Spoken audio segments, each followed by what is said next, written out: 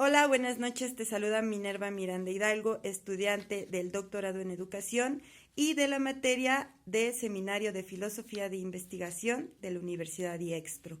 En esta ocasión te hablaré acerca de las investigaciones cuantitativas y cualitativas y vamos a hablar de las primeras, de las cuantitativas. Y hay que mencionar que existen diversos tipos de investigaciones cuantitativas que vamos a ir desglosando un poco. En primer lugar, tenemos las que por su objeto, más bien por su objetivo de estudio, se pueden clasificar en descriptivas o explícitas.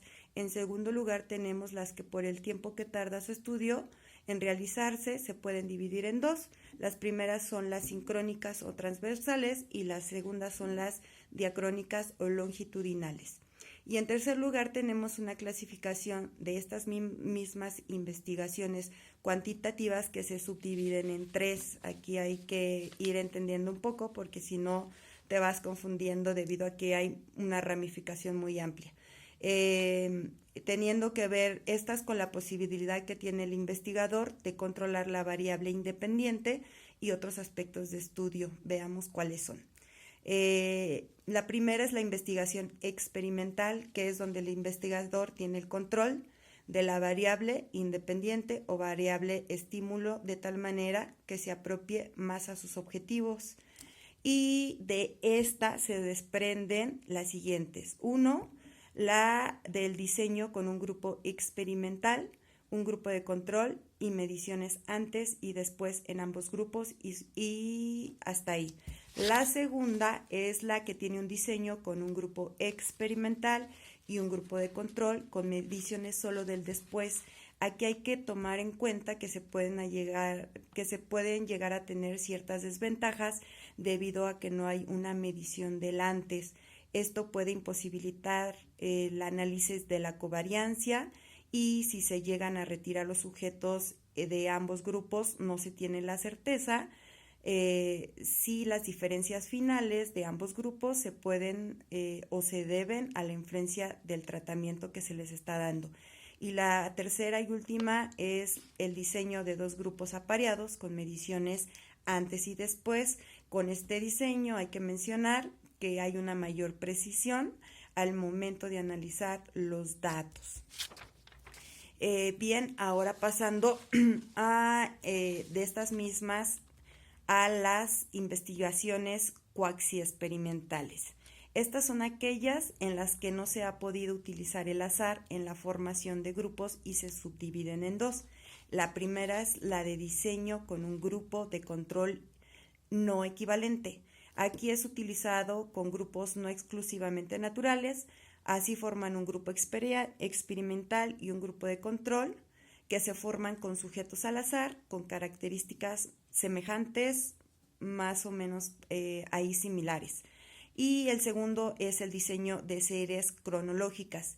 Este no requiere un grupo de control y es donde se realizan mediciones periódicas que se hacen en las personas en estudios antes y después que se introduce la variante experimental.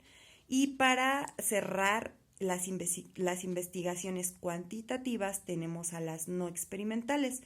Estas investigaciones es donde la variable independiente ya ha ocurrido cuando el investigador hace su estudio y esto hace que él mismo ya no pueda tener el control. Esto puede ser porque ya ha ocurrido un fenómeno tomado como variable independiente o porque sus investigaciones reciben el nombre de ex post facto, después del hecho. Entonces así cerramos las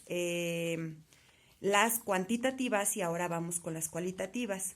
Estas investigaciones cualitativas se pueden estudiar desde dos perspectivas, la perspectiva explicativa con la investigación-acción y la teoría fundada y desde la perspectiva interpretativa con la etnografía, la etnometodología y la hermenéutica. Pero antes de abordar esto quisiera rápidamente mencionar que hay dos fundamentos teóricos muy importantes para la investigación cualitativa. Por un lado tenemos al interaccionismo simbólico, donde su gran representante es Sicouriel. Aquí se investigan los procesos de interacción con los cuales se procede, se reproduce más bien la realidad social dotada de significado. Y por otro lado tenemos a la fenomenología, que es esta, pues la que trata de describir la experiencia sin acudir a explicaciones causales, va más enfocada a las experiencias de vida.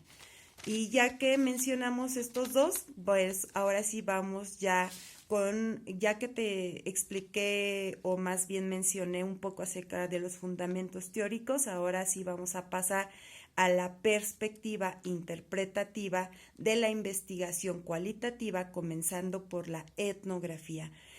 Hay que decir que dentro de la etnografía pueden llegar a haber muchas subdivisiones, pero que podemos identificar rasgos muy comunes de todas, los cuales son su holismo, su conceptualización y su reflexividad.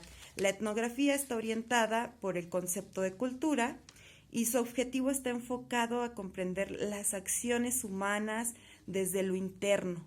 El etnógrafo aquí se hace la pregunta: ¿en qué forma los miembros de una comunidad construyen activamente su mundo?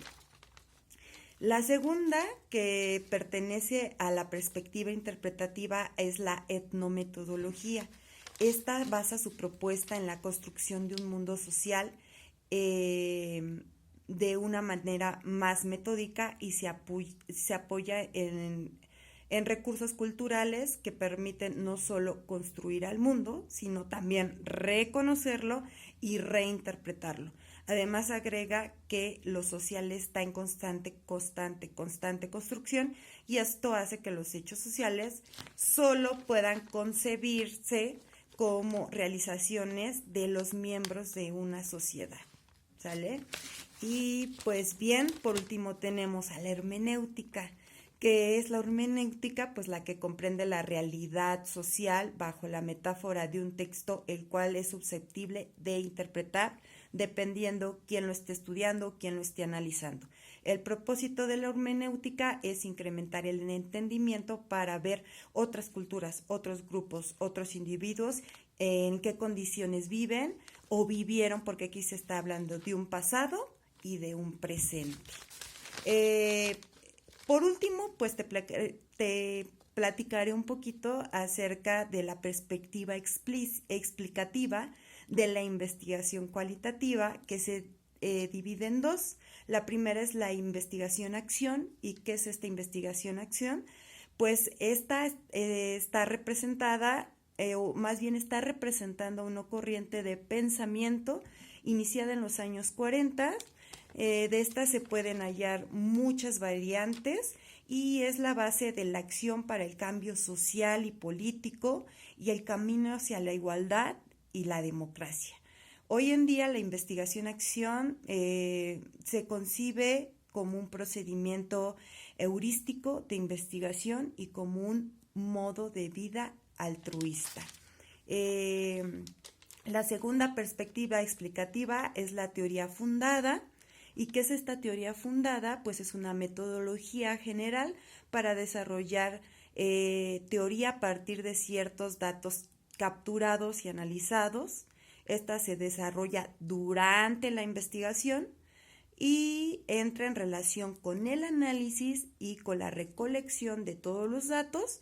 Su rasgo básico es el análisis comparativo constante.